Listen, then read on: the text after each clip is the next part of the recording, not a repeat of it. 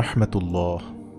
রাসূল সাল্লাল্লাহু আলাইহি ওয়াসাল্লাম খাবার খাওয়ার সময় একটি ভুল করতে নিষেধ করেছেন। প্রিয় দর্শক, একবার হযরত আলী রাদিয়াল্লাহু তাআলা আনহুর ঘরে এক মেহমান এসে খাওয়া দাওয়া করলেন।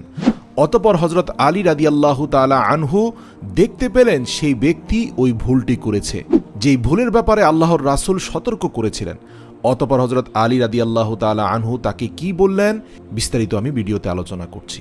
কেননা আমাদের দেশের অধিকাংশ মানুষ বর্তমানে খাওয়ার সময় ওই একই ভুলটা করে থাকে, অথচ তারা জানে না আল্লাহর রাসূল এই ভুলভাবে খাওয়া ব্যক্তিদেরকে লানত দিয়েছেন। একবার হযরত আলী রাদিয়াল্লাহু তাআলা আনহুকে ভালোবেসে এক ব্যক্তি তার নিজের গৃহে হযরত আলীকে দাওয়াত করেছিলেন। হযরত আলী রাদিয়াল্লাহু তাআলা আনহু তার নিজের সঙ্গে তার খুব প্রিয় একজন ব্যক্তিকে দাওয়াত খেতে সঙ্গী হিসেবে নিয়ে গেলেন। সেই ব্যক্তি যখনই দস্তরখানাতে বসে গেল, অর্থাৎ আলী রাদিয়াল্লাহু তাআলা আনহুর সঙ্গী যখন দস্তরখানাতে বসে গেল, তখন সে খুব বেশি পরিমাণে খাওয়া শুরু করল। তারপর যখন খাওয়া দাওয়া শেষ হলো, তখন হযরত আলী রাদিয়াল্লাহু তাআলা আনহু সেই ব্যক্তিকে কিছু উপদেশ দিলেন, যা আপনাদের জন্য খুবই গুরুত্বপূর্ণ। যেহেতু হযরত আলী রাদিয়াল্লাহু তাআলা আনহু আগেই জানতেন আল্লাহর রাসূল নিষেধ করেছেন প্রকাশ্য মজলিসে কখনো কাউকে উপদেশ দিতে যাবে না অথবা তার ভুল ধরাতে যাবে না, তাই হযরত আলী অপেক্ষা করলেন যখন রুম থেকে সকল মানুষ চলে গেল, তখন তাকে একাকী বোঝানোর সুযোগ গ্রহণ করলেন। কেননা রাসূল সাল্লাল্লাহু আলাইহি সাল্লাম বলেছেন, সামনাসামনি কারো দোষ ত্রুটি ধরলে সেটা অসম্মানজনক হয়ে যায়। এর ফলে ওই ব্যক্তির সাথে সম্পর্ক খারাপ হয়, এমনকি যাকে অপমান করা হয়েছে সে পরবর্তীতে ষড়যন্ত্রও করতে পারে। তো এই জন্য হযরত আলী রাদিয়াল্লাহু তাআলা আনহু সেই ব্যক্তিকে একা নির্জনে পাওয়ার জন্য অপেক্ষা করলেন। তারপর নির্জনে তাকে বলতে লাগলেন, আমি আল্লাহর রাসূল সাল্লাল্লাহু আলাইহি সাল্লামের কাছ থেকে শুনেছি, যে ব্যক্তি বেশি বেশি খায় তার শরীর দুর্বল হয়ে যায়, তার শরীরের রোগ ভর্তি হয়ে যায়। পৃথিবীর সৃষ্টির শুরু থেকে শেষ পর্যন্ত যত মানুষ পৃথিবীতে সুস্থ সবল থেকেছে, তাদের প্রত্যেকের মধ্যে একটা গুণ ছিল, তারা কখনোই পেট ভরে খেত না। এবং সেই সাথে সাথে আরেকটি কথা তোমাকে বলতে চাই, যারা কম খায় তারা নাফসের উপরে, নিজের আত্মার উপরে নিয়ন্ত্রণ রাখতে পারে। যারা বেশি খায় তাদের আত্মার উপর থেকে তাদের নিয়ন্ত্রণও চলে যায়। এই কথা শুনে সেই ব্যক্তি বলতে লাগলো, ইয়া আলী, আপনি আমাকে গোপনে কথাটি বলেছেন, তাই আপনার প্রতি আমি অনেক কৃতজ্ঞ। কিন্তু বিশ্বাস করুন, আমি নিজেকে কোনোভাবেই নিয়ন্ত্রণ করতে পারি না। যখন মুখরোচক খাবার আমার সামনে সাজানো হয়, আমি গোগ্রাসে খেতে থাকি। তখন হযরত আলী রাদিয়াল্লাহু তাআলা আনহু তাকে বললেন, হ্যাঁ, মনে রাখবে, তোমার সবচেয়ে বড় শত্রু হচ্ছে শয়তান। আর শয়তান চায় যে তুমি শারীরিক এবং রূহানি রোগগুলোতে আবদ্ধ হয়ে পড়ো।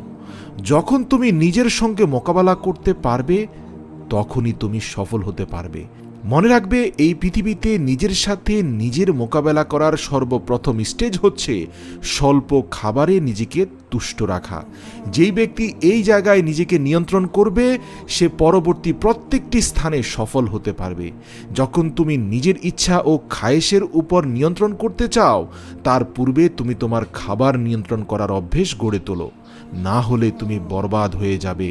তাই যখন তোমার সামনে কোনো খাবার আসবে, সেটা যত মুখরোচক হোক, এক মনে আল্লাহকে স্মরণ করো এবং বলতে থাকো, ইয়া আল্লাহ, আমাকে এতটুকু খাবার দান করুন যেটি আমার শরীরের জন্য শেফা হয়ে যায়।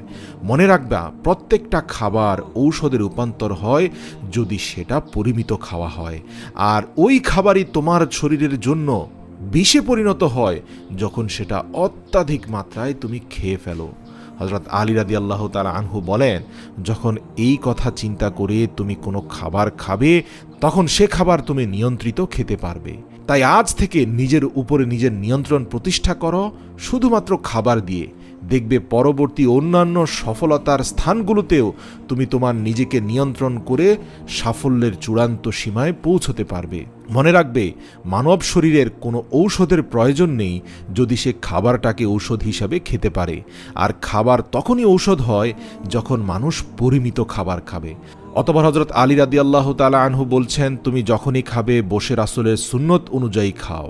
সেই ব্যক্তি হযরত আলীকে বলে বসলেন, ইয়া আলী, আমি নিজের মধ্যে সবসময় ক্লান্তি বোধ করি এবং আমার নিজের কাছে নিজেকে খিটখিটে মেজাজের লাগে। তখন হযরত আলী রাদিয়াল্লাহু তাআলা আনহু বললেন, তোমার চেহারা দেখে মনে হচ্ছে যে তুমি খাবার খেয়ে সঙ্গে সঙ্গে বসে যাও অথবা শুয়ে পড়ো। আমি রাসূল সাল্লাল্লাহু আলাইহি সাল্লামের কাছ থেকে শুনেছি খাবার খাওয়ার পর এক জায়গায় বসে যাওয়া অথবা শুয়ে যাওয়ার ফলে মানুষের শরীর দুর্বল হয়ে পড়ে, যেমনভাবে উই পোকা কাঠকে দুর্বল করে দেয়। তাই যখন তোমার খাবার খাওয়া হয়ে যাবে তখন আলহামদুলিল্লাহ বলে কিছুটা সময় একদম ধীর এবং স্থিরভাবে পায়চারি করতে থাকো। মনে রাখবা, জোরে জোরে পায়চারি করতে যাবে না। আর পায়চারি করতে করতেও তুমি আল্লাহর শুকরিয়া আদায় করতে থাকো যতটুকু খেয়েছো, অর্থাৎ স্বল্প খাবে কিন্তু ওই খাবারের জন্য বেশি বেশি শুকরিয়া আদায় করতে থাকবে। দেখবে পরবর্তীতে আর বেশি খাওয়ার ইচ্ছে হবে না, অল্প খাবারে নিজের আত্মা তুষ্ট হয়ে যাবে। আল্লাহ আমাদের সকলকে রাসূল সাল্লাল্লাহু আলাইহি সাল্লামের সুন্নাহ অনুযায়ী জীবনযাপন করার তৌফিক দান করুক, আমিন।